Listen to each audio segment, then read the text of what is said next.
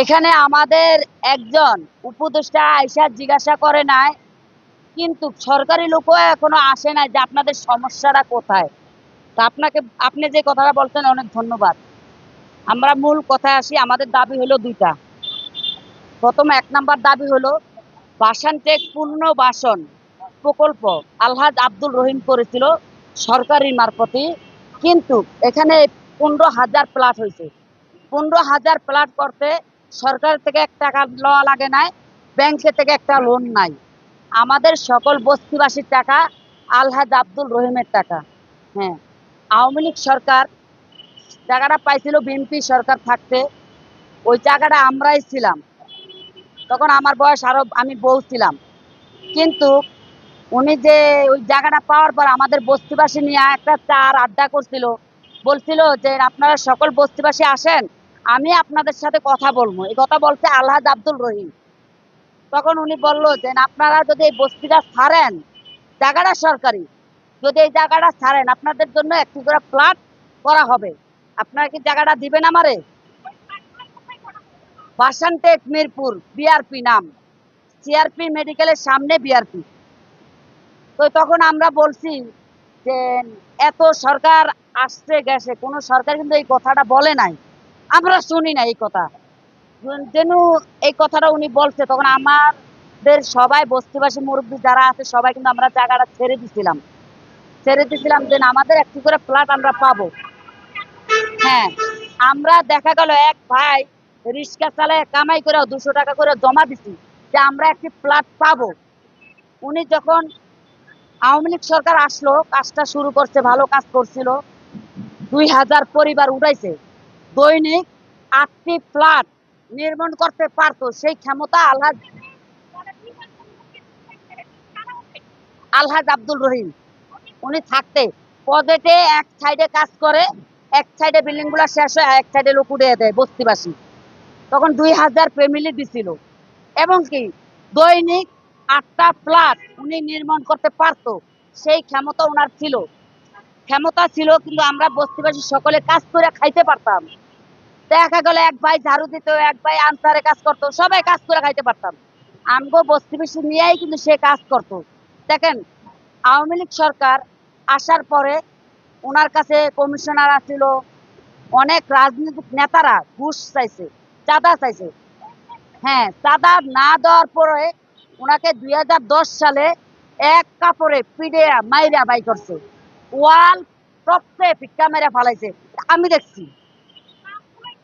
হ্যাঁ, আচ্ছা আপা, আমি আপনার বলি, এগুলো আমরা দেখছি। ওনাদের ফ্যামিলির যে স্বর্ণ গয়না ছিল রুমের চেনে বাইকেরা মাঠে ভাগ করে নিচ্ছে।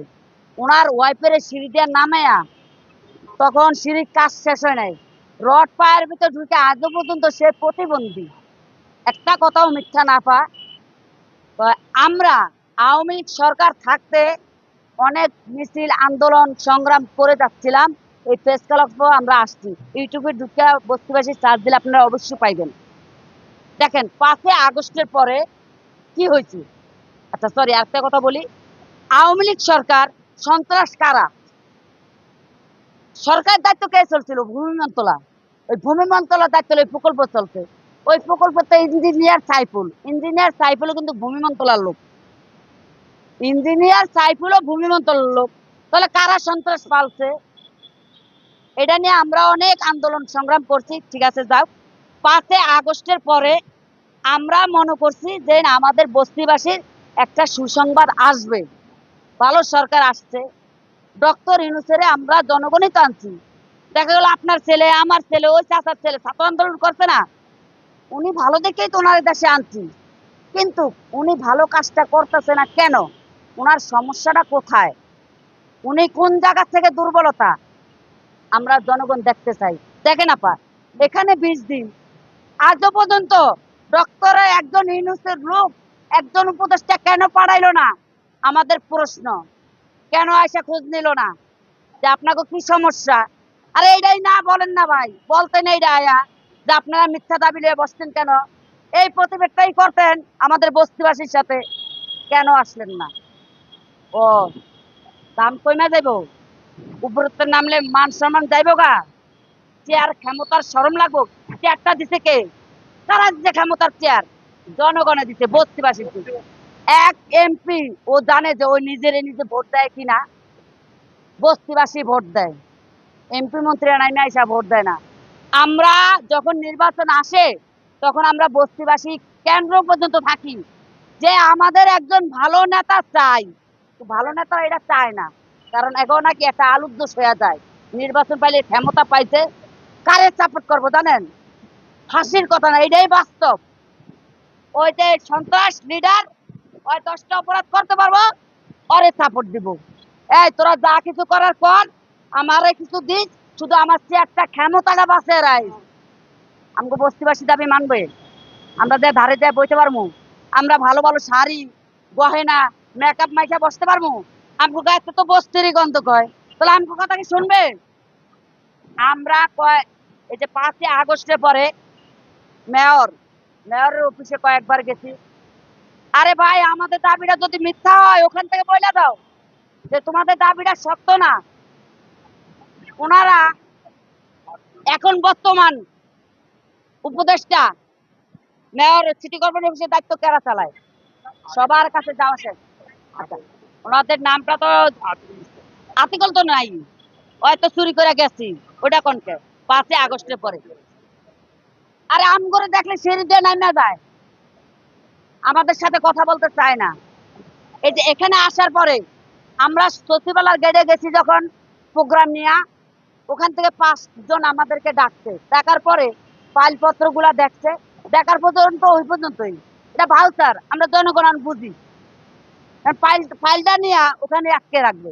ডিসি অফিসে আমি গেছি, ডিসি অফিসে আমি গেছি, আমি ফাইলটা দিয়ে আসছি, আমি ছবি তুলে রাখছি। নাও এখনকার উপদেষ্টা কত একটা চরিত্র আছে, কেউ কোনো দাবি নিয়ে গেলে এটা পিছনে পালে হয়। আমি ছবি তুলে আনছি, আমি টেবিলের নিচে টেনে ক্যামেরাটা রাখা ছবি তুলে নিয়ে আসছি। আমি যে ফাইলটা দিচ্ছি এটা প্রমাণ আছে না? তখন আমি বললাম স্যার আপনার রিসিপ্ট কপি দেন, আমি যে আপনার ফাইলটা দিচ্ছি এটা দেন আমারে। কয় না, এটা দেওয়া যাবে না, তোমাদের ফাইলগুলো তো দেখতে আছি। তখন আমি আবার একটু ছবি তুলে আনলাম। আমরা তো অগতে শিখছি কিছুটা চালাকি, আমরা জানি ওনারা কি করে। আচ্ছা, আমার প্রশ্ন হলো,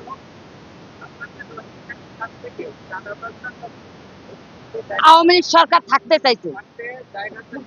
হ্যাঁ, হ্যাঁ,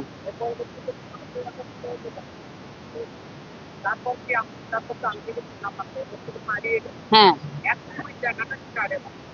এখন আন্ডারে যে বড় বড় নেতা এরা রাজনীতি করে, বিএনপি, কেউ আছে ছাত্র, এগুলা কয় ভাই।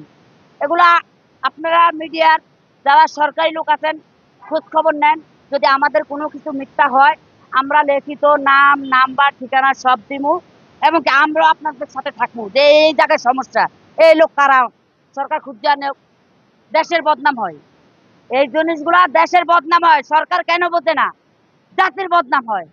আমরা আমাদের দাবিগুলো যদি না মানা হয়, আমাদের কালকে একটা বড় প্রোগ্রাম আছে 28 তারিখ, এটার পরবর্তীতে যদি না আমাদের দাবিগুলো মানা হয় আমরা যমুনাও ঘেরাও দিচ্ছি, তাতে আমরা এক পাও পিছাবো না।